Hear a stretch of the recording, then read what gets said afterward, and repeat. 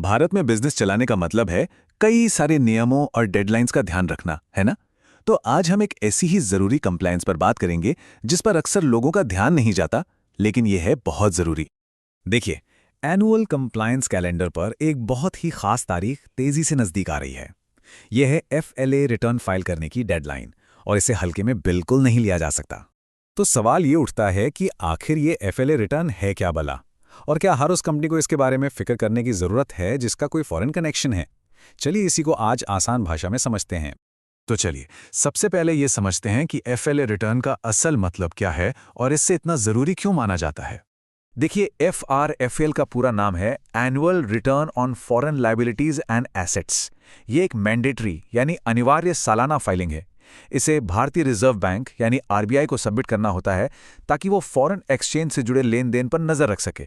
ये सब फीमा कानून के तहत होता है, जो भारत में फॉरेन करेंसी को कंट्रोल करता है। यहाँ एक बहुत ज़रूरी बात यह है कि RBI आपकी कंपनी के डेटा को पूरी तरह से कॉन्फिडेंशियल रखता है। इस जानकारी का इस्तेमाल सिर्फ बड़े लेवल पर आर्थिक आंकड़े बनाने के लिए किया जाता है, जैसे कि देश का बैलेंस ऑफ पेमेंट्स या इंटरनेशनल इन्वेस्टमेंट की क्या पोजीशन है। इससे देश की आर्थिक सेहत का अंदाजा लगता है। अच्छा, FIA को समझने के लिए दो टर्म्स को जानना बहुत जरूरी है। पहला है FDI यानी फॉरेन डायरेक्ट इन्वेस्टमेंट। बिल्कुल सीधे साधे शब्दों में कहें तो जब कोई विदेशी इन्वेस्टर भारत की किसी कंपनी में पैसा लगाता है तो उसे FDI कहते हैं।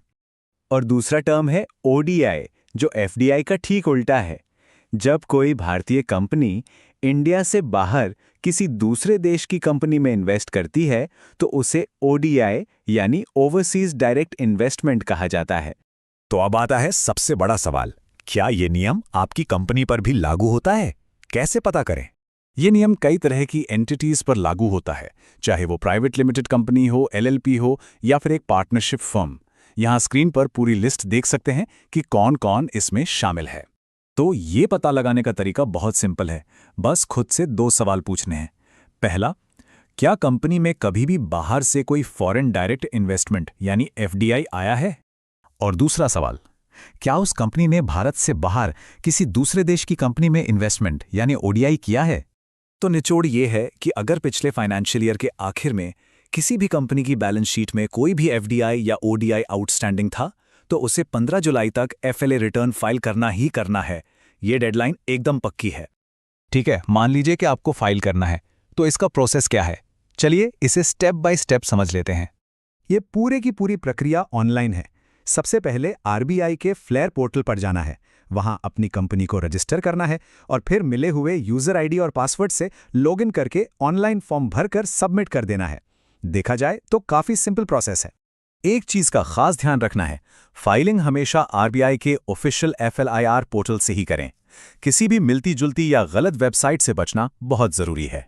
अब कुछ ऐसे आम सवालों पर बात करते हैं जो अक्सर फाइलिंग के वक्त लोगों के मन में आते हैं और जहां गलतियां हो सकती हैं। ये एक बहुत ही कॉमन सिचुएशन है कि भाई 15 जुलाई की डेडलाइन आ गई, लेकिन कंपनी के अकाउंट्स अभी तक ऑडिट ही नहीं हुए, तो ऐसे में क्या करें? देखिए, RBI का नियम इस मामले में बहुत साफ है। अगर ऐसा होता है तो डेडलाइन से पहले ही अनऑडिटेड या प्रोविजनल फिगर्स के साथ रिटर्न फाइल कर दें, और फिर बाद में जब ऑडिट पूरा हो जाए तो एक रिवाइज्ड रिटर्न फाइल करना होता है। और अगर कोई डेडलाइन ही मिस कर दे तो ये एक सीरियस मामला हो सकता है।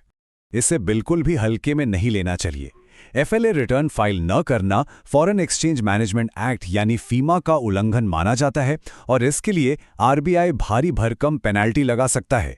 मान लीजिए किसी से पिछले साल की फाइलिंग छूट गई, तो क्या उस पुरानी गलती को सुधारने का कोई तरीका है? अच्छी खबर यह है कि हाँ, ऐसा किया जा सकता है। RBI से अप्रूवल लेकर पिछले छूटे हुए सालों के लिए भी फाइलिंग की जा सकती है, लेकिन ये याद रखना जरूरी है कि देरी के लिए जो पेनाल्टी है वो फिर भी लग सकती है।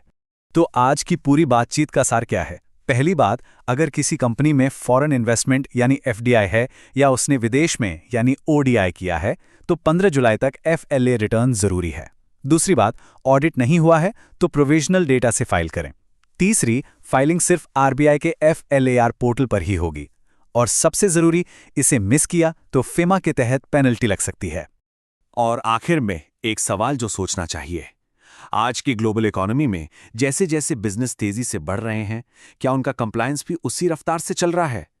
ये सिर्फ एक कानूनी जरूरत नहीं है, बल्कि ग्लोबल स्टेज पर एक जिम्मेदार कंपनी होने की निशानी भी है।